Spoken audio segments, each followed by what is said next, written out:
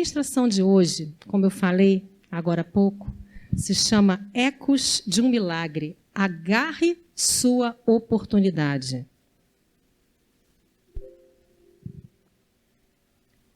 Ela tem início numa história que já foi ministrada aqui há pouco mais de um ano, por mim mesmo. Aqui não, né? Lá na garagem. E fala de uma mulher, o título dessa mensagem, se vocês quiserem ver no canal depois, quem não assistiu, é a mulher mais incrível que eu conheci. Acho que é mais ou menos esse o título dela. A mulher mais incrível que eu conheci. É o título, né, da mensagem que vai trazer o início dessa história. Porque conta a história de uma mulher que, apesar de estar passando por momentos, né, por altos e baixos na vida dela, ela foi ao céu e, logo em sequência, pouco tempo depois, foi ao abismo, através da dor. Mas a forma como ela lidou com isso, nos ensina muita coisa. Mas hoje eu quero dar sequência a essa história. Claro que eu vou trazer uma lembrança do que ela fez, mas eu queria que você abrisse a palavra do Senhor em 2 Reis, capítulo 8. 2 Reis, capítulo 8, você vai ver quem é essa personagem.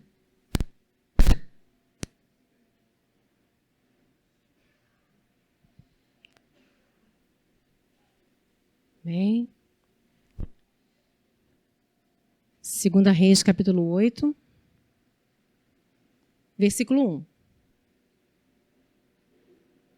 Do 1 ao 6.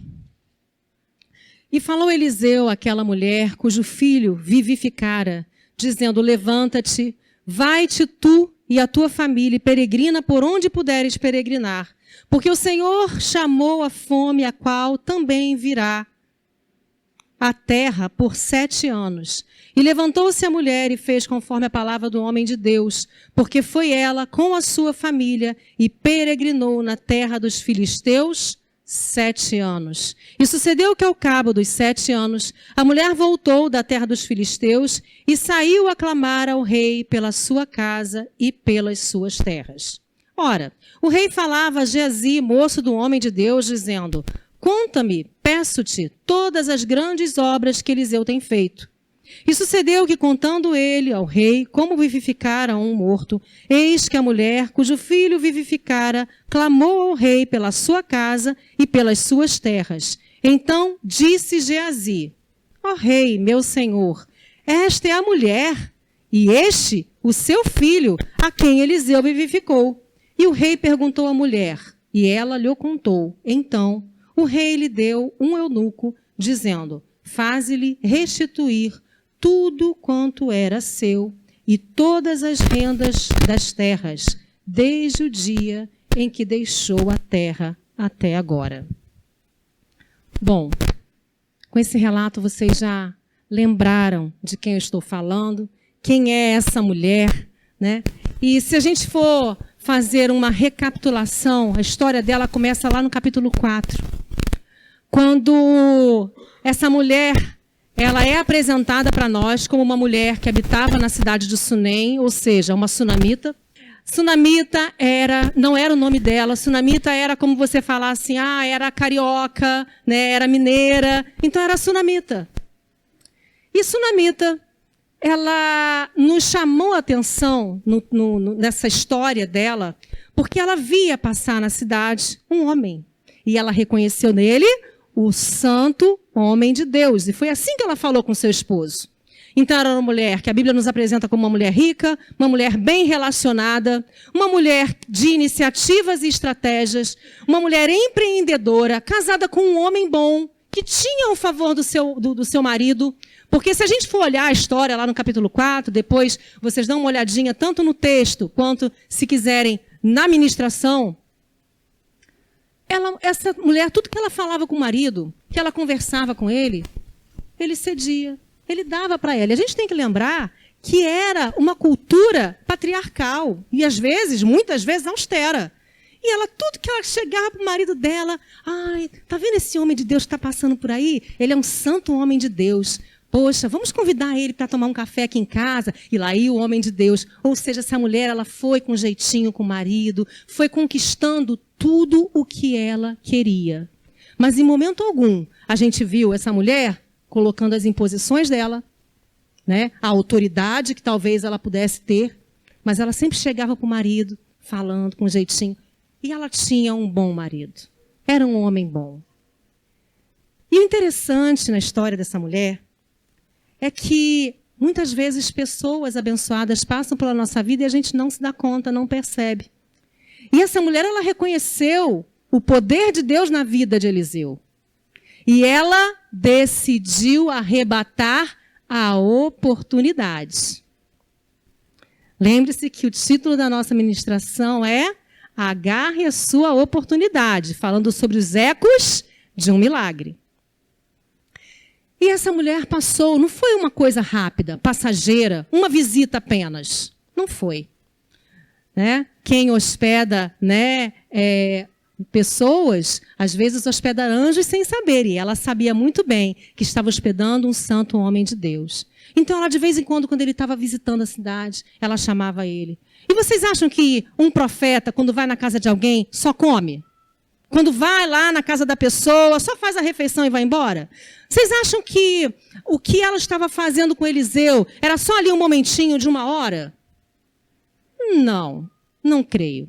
Eu creio que Eliseu chegava, Eliseu, né, se lavava porque as viagens eram empoeiradas, muitas vezes com as sandálias todas sujas, então eles tinham toda aquela questão de lavar os pés, então ela tinha ali as criadas para fazer o serviço, né? E certeza que ele sentava à mesa com eles e compartilhava, conversava, falava das coisas de Deus, ensinava, trazia a voz de Deus para aquela casa. E foi isso que foi nutrindo aquela mulher ao longo dos anos, ao longo dos meses, ao longo das visitas que aquele homem de Deus fazia. Porque ela soube agarrar a oportunidade e atrair a presença do santo homem de Deus. E aí vai uma reflexão. Quem nós temos atraído para perto de nós? Do que nós temos nos alimentado? Com o que nós temos nos ocupado? Ela soube escolher. Então ela tinha quase tudo o que queria. E vocês conhecem a história, né? Eliseu, ela fez um quarto para Eliseu, uma coisa importante a ser dita, com detalhes, porque ela era uma pessoa de posses, tinha recursos, então ela falou assim, meu bem, vamos construir aqui um quarto para quando o profeta vir, ele não ficar tão rápido na nossa casa. É tão rapidinho, então vamos colocar um quarto aqui, ele vem, ele descansa, ele dorme, ele passa mais tempo aqui, vamos abençoar o profeta. E o marido dela certamente concordou, porque o quarto foi construído. E a Bíblia fala lá no texto que ela colocou mesa, cadeira, mesa, cama, foi colocando várias coisas, o que para nós hoje poderia ser comum. Mas naquela época, chega a ser um requinte, né, naquele ambiente. Porque ela estava colocando coisas que não eram estritamente necessárias. O que ele precisava ali em cima? Ele precisava de quê? De uma cama. Uma cama para ele seria o suficiente. Mas não, ela colocou uma mesa, colocou uma cadeira. Então ela foi enfeitando o lugar, foi arrumando o lugar, com carinho, com esmero, com dedicação e honra. Ela fez o melhor, porque era para o santo homem de Deus. Porque ela tinha isso no coração, ela sabia que como ela estava fazendo para o homem de Deus, ela estava fazendo para o próprio Deus. Era um paralelo do reino. Então ela estava servindo o reino. Ela então se identifica, né? Identifica o homem de Deus e se preocupa em honrá-lo.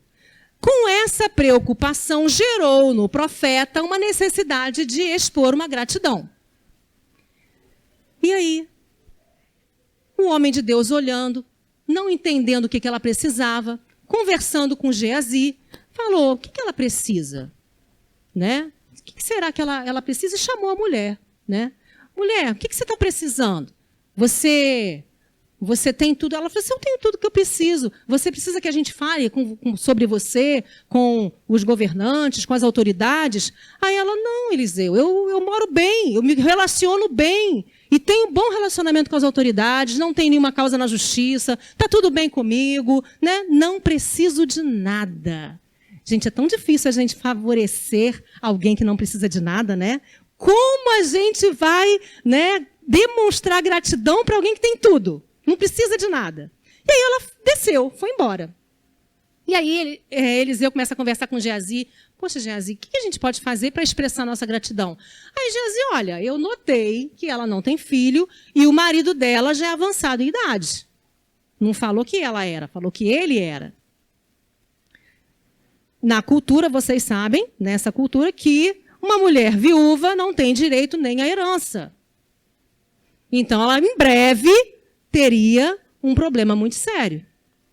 E aí Geazi falou, olha, ela não tem filho e o marido dela é velho. Além do que, né, um filho alegra uma mãe, né, alegra a casa. E Eliseu mandou chamar a mulher. E aí falou, tão certo como vive o Senhor, daqui a um tempo da vida estarás, né, daqui a um ano, né, de acordo com o tempo da vida estarás carregando uma criança em seu colo. E aí ela teme. Ai, Senhor, não faça isso comigo. Quantas vezes essa mulher deve ter tentado uma gestação. A gente não sabe se ela teve aborto. A gente não sabe o que aconteceu com ela. O fato é que ela, por algumas vezes, parece que foi ludibriada.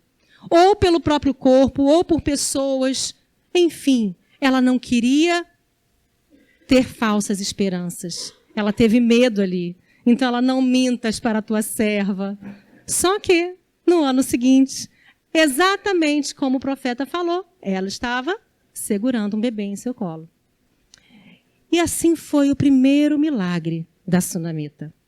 Essa história a gente conhece, uma coisa muito marcante que ela faz, que acontece ali para frente com ela.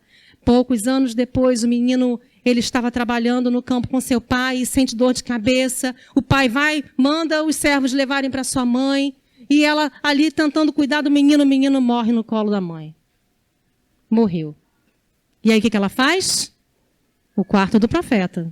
Levou o menino para cima do quarto do profeta. Gente, essa mulher teve uma presença, uma sabedoria.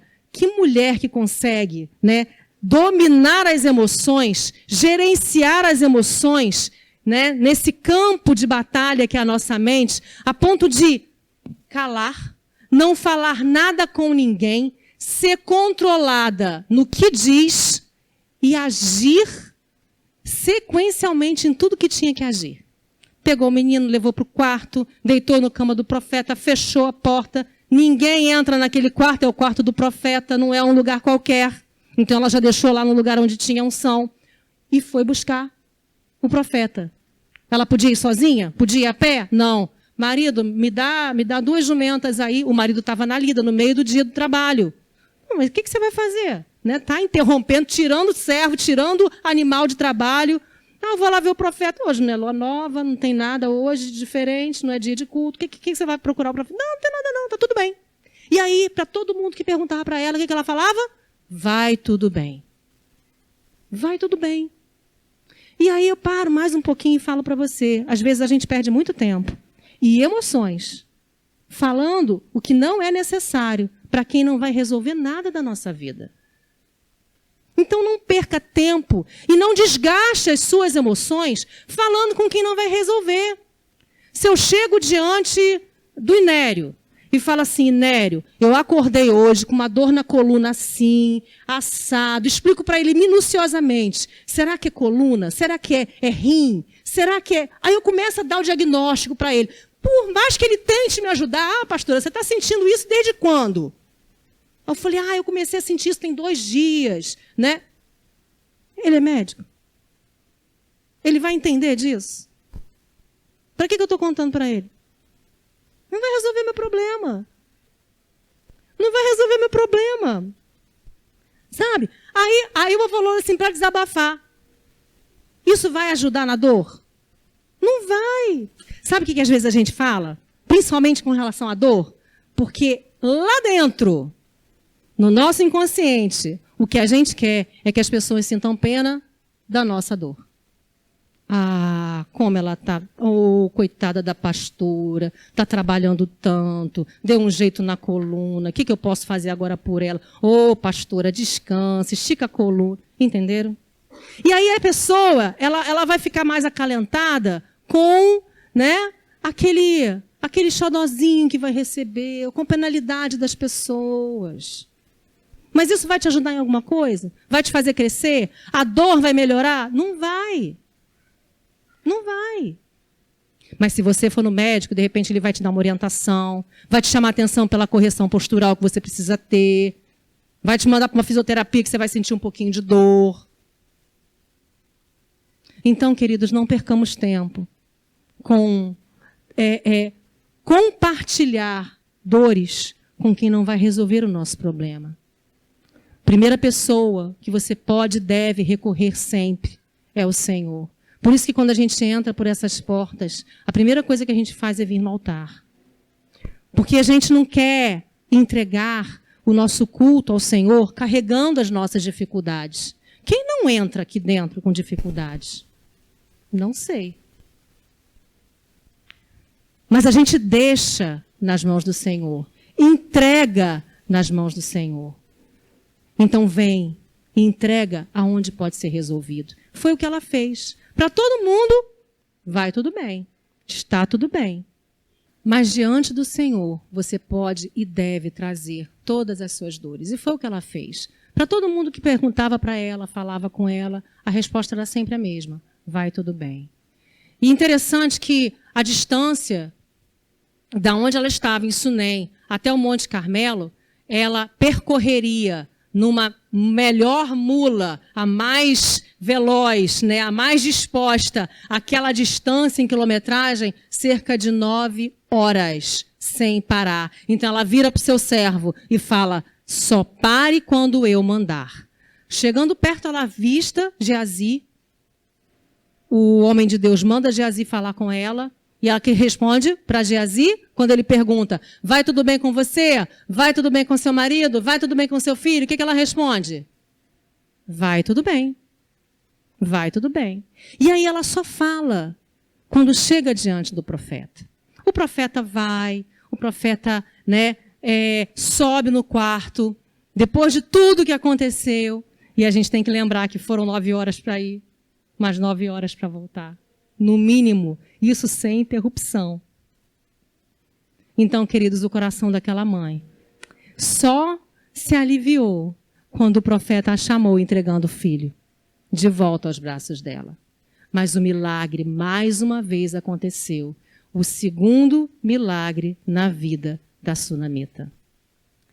Porém, a gente viu hoje, né, mais um milagre acontecendo na vida dela. Só que tem um outro personagem nessa história.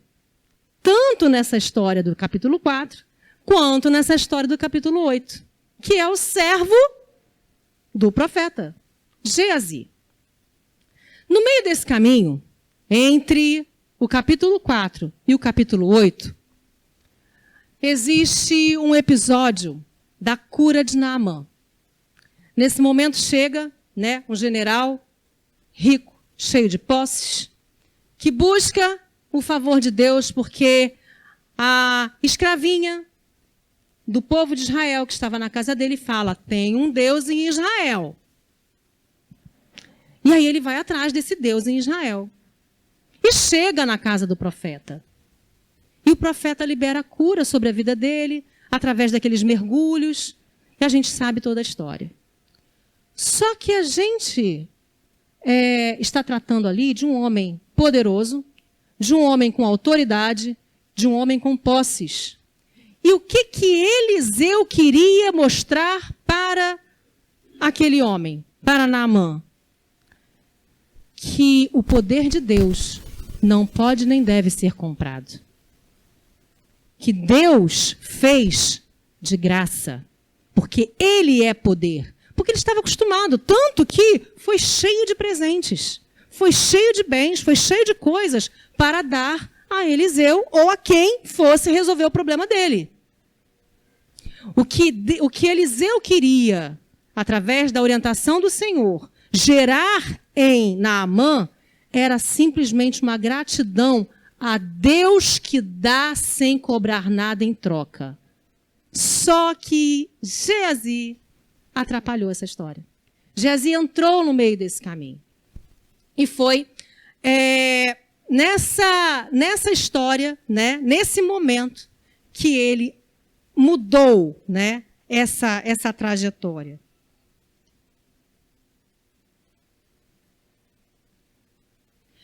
O que eu aprendo com essa atitude de Geazi é que você pode ver e conviver com milagres, mas mesmo assim isso não te tornar um vencedor ou alguém cheio da unção.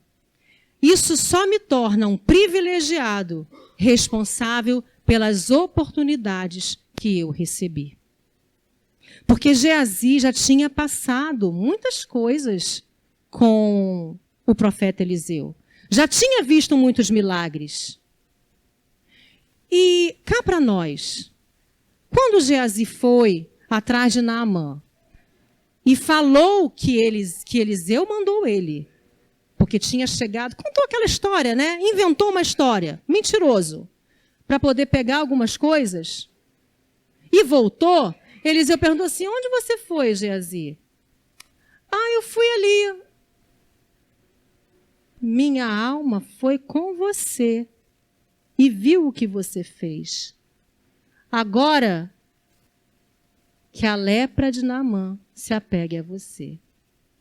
Gente, Geazi, ele tinha a oportunidade, como moço de Eliseu, de se tornar o próximo profeta. Ou de se tornar um profeta, porque não precisava ter só um profeta na região. Ele estava ali bebendo da fonte. A gente viu agora a história da Sunamita, que só por momentos com ele já aprendeu tanto, já absorveu tanto, já teve tanto ensinamento.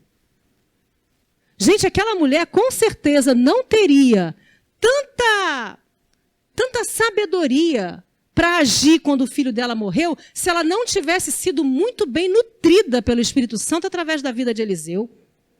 Porque aquela mulher, ela foi muito centrada. Ela não foi reativa, ela foi seletiva com as palavras, gerenciou suas emoções, foi assertiva, direta, não perdeu tempo com nada, foi objetiva. E como que ela aprendeu isso tudo? Ao longo do tempo, sendo construído na vida dela. E Geazi, que dormia e acordava do lado do profeta todos os dias, que morava com o profeta, que ficava o tempo todo com ele, que via tantos milagres. Qual a desculpa que Geazi tinha? Por isso que eu falei para vocês, conviver com milagre, ver milagre, não me torna ninguém. Não me torna vencedor, não me torna produtor de milagres. Eu posso passar a minha vida contando milagres dos outros. Mas Deus quer que eu conte ou que eu opere os milagres que Ele quer fazer através de mim. Só que nós temos 3 tipos de pessoas. Aquelas que querem viver os milagres, aquelas que só querem contar o milagre dos outros, mas aquelas que querem operar milagres, querem ser canal de bênção. Queridos, nós podemos ser 2 coisas dessas 3. Nós podemos viver milagres, porque eu sei que vocês vivem milagres todos os dias. Mas também podem e devem produzir milagres através da vida de vocês. Porque se Jesus fala que rios de águas vivas correm do interior de quem, né, o aceita, de quem bebe dele, o que é rio de água viva? É aquele rio que onde passa tudo vive. Não é milagre? É milagre. Mas Geazi perdeu a oportunidade. Cá para nós, gente, mentir para um profeta, é sério isso?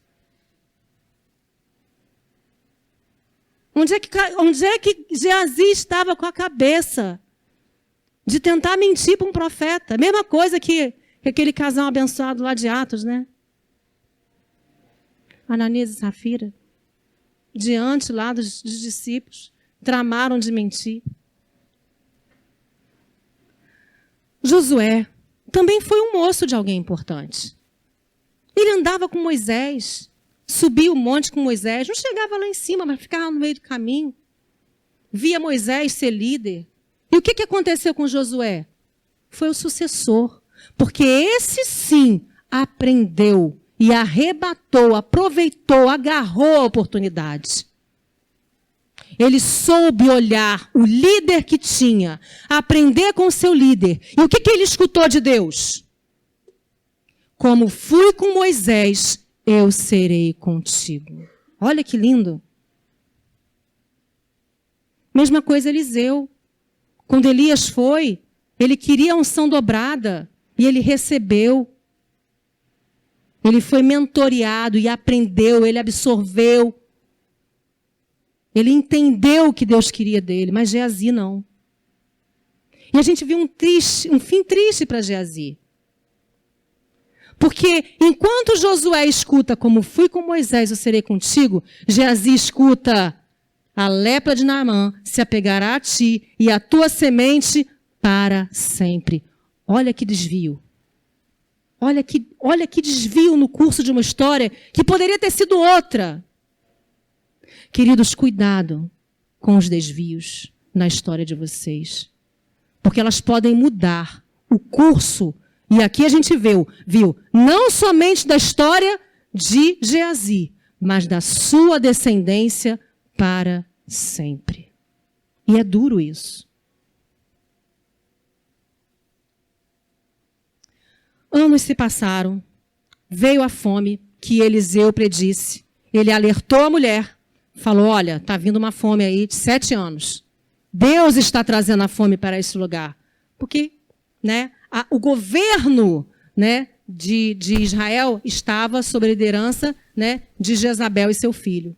Então, né, ainda estavam debaixo de maldição. A fome vem para esse lugar. E aí ele deu a ideia para ela, olha, vai com a sua família para longe. Não falou nem para onde, ela foi para as terras dos filisteus e ficou por lá 7 anos. Quando ela voltou, ela foi para a casa dela, chegando lá, encontrou, né, a casa ocupada, certamente, né, estavam lá pessoas do governo ocupando a terra, fazendo serviço na terra, colhendo da terra. A terra estava ocupada. Por que eu sei que a terra é ocupada? Porque a terra deu fruto. O rei falou. E aí, o que ela teve que fazer? Ir diante do rei. Gente, o pastor já falou várias vezes aqui, né? Deus não joga dama, ele joga xadrez. Porque ele movimenta as peças de forma muito meticulosa, assertiva, para dar, né, um cheque na hora certa. Ela, com todo esse problema, com o filho e talvez com alguns servos, vai diante do rei. E o que ela chega lá e vê? Conheço aquela figura ali. É Geazi. O que Geazi estava fazendo? Estava contando para o rei os milagres de Eliseu.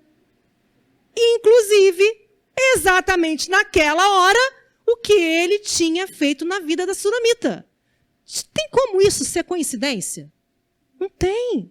7 anos depois, ela volta e alguém está falando dela diante do rei, sem nem ela saber. E aí eu volto a falar de Geazi. Geazi pegou a lepra de Naamã. Aí eu fui pesquisar. Falei, gente, quem é leproso, quem fica leproso, não podia conviver com as pessoas. Por que é que esse menino está lá? Se Eliseu falou que era para sempre, ele não foi curado. E Naamã? Naamã era um general que convivia no meio dos seus conservos. Estava na sua casa junto com a sua família. Tanto que a escravinha falou com a mulher dele. E aí eu fui pesquisar. Existe um tipo de hanseníase, um tipo de lepra, que ela não tem esse nível de contágio. Ela não tem cura, semelhante à outra. Mas não tem esse nível de contágio. A pessoa não fica isolada, não precisa ficar isolada. Certamente, né, era o tipo de lepra de Naamã que se apegou a Geazi, porque era a mesma lepra, né? A lepra de Naamã vai se pegar a você. Então era a mesma lepra, senão ele não poderia. Nem Naamã tá viajando com um monte de gente, né? Nem convivendo com as pessoas, nem Geazi, muito menos Geazi diante do rei. E aí qual é a figura, pergunto a você, que fica entretendo um rei? O bobo da corte. Agora você vê como é que as coisas acontecem. O homem tinha a oportunidade de ser um dos profetas de Israel e virou bobo da corte. Estava lá, diante do rei, para alegrar e entreter o rei, contando os feitos de Eliseu. Só que como Deus não faz nada, né, à toa, como tudo dele é minuciosamente preparado, justamente na hora que ele sabia que a sua filha, que ele tanto queria honrar e produzir mais um milagre na vida dela, estaria chegando exatamente naquela hora. Queridos, às vezes a gente pode ficar ansioso com as coisas, com as horas, com as coisas que a gente precisa, mas não vai dar tempo, mas não vai ser assim, mas como é que vai acontecer? Descansa. Descansa no Senhor. Espera, confia nele. Porque as coisas vão acontecer. A sua preocupação, a Bíblia não fala que a sua preocupação não pode aumentar um côvado da sua altura? Se preocupar não vai impedir que nada aconteça. Mas se você botar nas mãos do Senhor, as coisas fluem, porque Ele sabe. Ele sabe o nosso temperamento, Ele sabe o dia de amanhã, Ele sabe o que a gente vai precisar, Ele sabe as coisas que estão ao nosso redor, coisas que a gente não está vendo. Então Ele já vai preparando tudo. É só descansar e confiar, porque Ele tem o controle de todas as coisas. A sunamita, ela plantou honra, se cercou da presença da glória de Deus e nisso buscou a sabedoria. E a honra, ela tem 3 princípios. A honra, ela é uma chave no reino espiritual.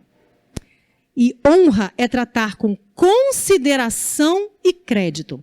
Às vezes a gente minimiza muito essa palavra honra e acha que honrar, aliás, infelizmente, hoje em dia, em muitas igrejas, a honra, ela é muito mal utilizada. Porque muita gente usa a honra achando que a honra é uma ferramenta para bajular os líderes, para fazer agrado para os líderes, para fazer o melhor para os líderes. Isso pode ser uma forma de honra? Pode ser uma forma de honra. Mas se eu faço o que eu acho que é o melhor para o meu líder, se eu tento agradar o meu líder, principalmente quando ele está na minha frente, mas quando ele não está perto de mim, eu não dou crédito ao que ele fala. Ele me traz uma palavra, eu acho que não vem da boca. Não, só porque eu não quis ouvir. Eu não dou crédito. Eu só dou crédito quando eu quero, quando me interessa. O que é isso? É honra? É desonra. É desonra. Então, enquanto eu estou aqui, fazendo as coisas, achando, dando presente, né, fazendo carinho, eu estou desacreditando a palavra do homem de Deus. Porque se eu vejo, assim como essa mulher via, nele um homem de Deus, se eu estou desacreditando o que ele está falando, eu estou rejeitando a palavra do próprio Deus, não estou? Ah, pastora, mas é um ser humano. É um ser humano, então você vai e pergunta, Senhor, né? Está contigo aqui agora, o pastor falou isso aqui, né? Traz paz? Amém. Agora a questão é quando você está em guerra, porque o que o pastor falou, o que Deus entregou, não é aquilo que você queria ouvir. Porque confronto, conserto, a gente não gosta muito de ouvir. É natureza humana. A gente não gosta de ouvir confronto e conserto. Ah, mas dizer que eu estarei contigo, vai, filho meu, você é capaz, né? Eis que te digo, tu receberás. Aí como é? Isso a gente quer ouvir. Isso a gente gosta de ouvir. Então, os princípios da honra. O primeiro princípio da honra é gratidão. Primeiro princípio da honra. A honra, ela é uma chave no reino espiritual. E a gratidão, ela acaba sendo uma chave também por ser um subproduto da honra. Gratidão é um dos princípios da honra. Se você não é grato e honra, queridos, eu dei exemplo do líder, mas a honra, ela é dada a líderes, a iguais e a pessoas que servem você. Líderes, iguais e pessoas que servem você. Porque quando você maltrata pessoas das quais você depende do serviço delas, você também está desonrando elas. Quando você maltrata filhos. A Bíblia manda os filhos honrarem os pais. Mas existem maneiras dos pais também não desonrarem seus filhos. Quando você também, desonra, às vezes é colega de trabalho, irmãos, pessoas da igreja, são os nossos iguais. Quando você fala, quando você desmerece, quando você fala dele, quando você faz fofoca. Ah, pastora, mas era verdade, era tudo verdade. É desonra. A gente falou aqui na quinta-feira passada sobre fofoca, sobre a língua. É desonra. Quando você está falando, tecendo comentários a respeito do outro irmão que não deveria, você está desonrando. O que Provérbios 31 fala da mulher virtuosa? Que as pessoas conheciam seu marido na cidade, porque ela honrava o seu marido. As pessoas viam ele com os bons olhos, porque onde ela passava, ela falava bem do marido. Será que... Enfim. Estamos falando bem dos nossos maridos? Como é que as pessoas, as nossas migas, estão ouvindo a respeito dos nossos maridos? Será que eu reclamo do meu marido para alguém? Eu duvido que o marido da mulher de Provérbios 31 era perfeito. Porque não existe ninguém perfeito, nem ela era, por mais que a gente desconfie, que aquela mulher é super poderosa. Aquilo era empoderamento feminino, sabedoria do alto. Mas ela não deixava escapar os problemas para os outros. Aí eu volto na sunamita. Fala com quem vai resolver. Se está com algum problema em casa, não fala para o outro. Chega diante de um, sei lá, se vai fazer uma terapia de casal, ou se busca o pastor da igreja, conversa com alguém idôneo, que já tem um casamento solidificado, que possa te dar orientação. Não busca alguém que, eu vou buscar, eu estou com um problema no casamento. Aquela minha amiga que já separou 3 vezes, vou lá, pedir informação a ela, como é que eu faço? Vai, joga ele para cima que ela pega. Não duvida, não. Então, queridos, sabedoria, amém? A outra é a gentileza. Gentileza. É outro princípio da honra. É você tratar as pessoas de forma amável. Não importa se o outro desferiu grosseria contra você. Às vezes você está passando ali, ou no ônibus, no caixa do supermercado, e a pessoa está ali com os problemas dela, acabrunhada, triste, pensativa, você não sabe o que ela deixou em casa, se deixou um filho doente, se deixou conta que ela não está conseguindo pagar. Eu sei que não é problema teu, mas ela está vivendo aquilo. Vós fortes, suportai as fraquezas dos fracos, aplica nisso, porque ela está ali passando aquele problema, e você tem Jesus. Provavelmente ela não. Ou se tem, não está chamando ele para a situação. Então, se você se sentiu agredido, incomodado, ferido, traz uma palavra que amansa, que aplaca, que traz bondade no falar. Seja gentil.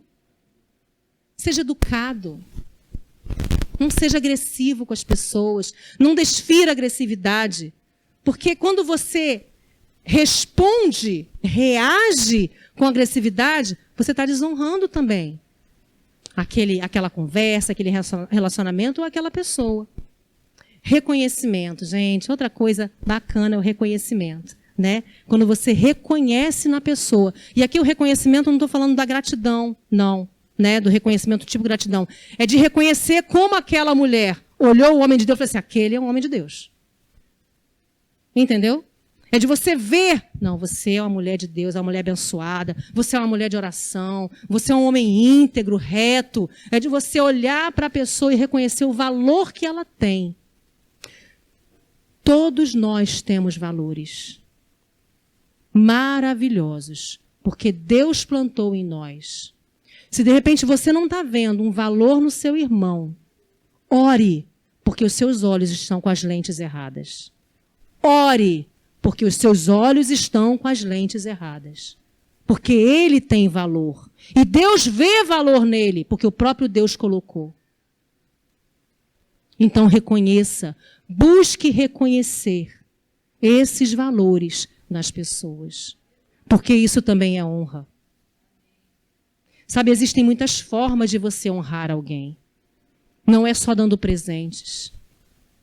Essa mulher honrava o seu marido, essa mulher honrava o homem de Deus, e ela plantou isso, fazendo o seu melhor, falando dele, absorvendo e sabendo que aquilo que ele ensinava era importante, então ele absorvia.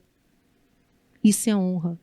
Aquele que recebe, né, um homem de Deus, recebe um profeta, na qualidade de profeta, recebe galardão de profeta. E quem recebe um justo na qualidade de justo, receberá galardão de justo. Ou seja, se você reconhece, né, a benevolência do Senhor, a unção do Senhor, né, a característica do Senhor na vida de alguém, e recebe aquilo, você vai recolher bênçãos daquilo. E essa mulher recolheu bênçãos de ter entendido que aquele homem era o santo homem de Deus. Como a gente aprende com essa mulher? Eu achei que era só lá no capítulo 4. Mas quando eu olhei isso aqui, Senhor... Então, quando a gente honra, quando a gente obedece, porque ela obedeceu o que ele falou, ela levou em conta. Não, se é o profeta que está falando, não está parecendo que vai ter fome, mas se é o profeta que está falando, eu vou sair daqui. Honra. Porque se fosse outra pessoa, eu vou largar minha casa, minhas terras, tudo que é meu está aqui. Profeta, não dá. Não tem jeito. Quantas vezes as pessoas falam assim, pastora, não dá, não tem jeito. Ela podia ter ficado. Podia ter falado com o profeta que não ia dar, que não ia ter jeito. Gente, e a bênção do Senhor, ela é tão, assim, né, abundante, que quando o rei falou para ela que todas as terras eram dadas para ela de volta, ele ainda acrescentou, e tudo o que foi recolhido, tudo o que foi colhido, dê a ela também, ou seja, toda a renda gerada naquela terra durante aqueles anos tinha que ser dado a ela também. Olha só. Não é extraordinário quando Deus faz, ele faz completo e perfeito. Glória a Deus. A sunamita, ela provisionou uma vida de milagre. Ela não provocou isso intencionalmente, sem intenção. Sua atitude empreendedora e visão e despreendimento gerou o milagre no mundo espiritual antes mesmo dela gerar o milagre em seu ventre. Então, queridos, vamos gerar milagres. Não porque a gente está atrás de milagres, mas porque você é uma pessoa que obedece e que honra. Busque ter a visão de Deus para reconhecer nos outros a bênção que Ele pode ser na sua vida, mas também busque ser canal dele na sua vida. Amém? Glória a Deus. Eu queria que você ficasse de pé nesse momento. Vamos orar.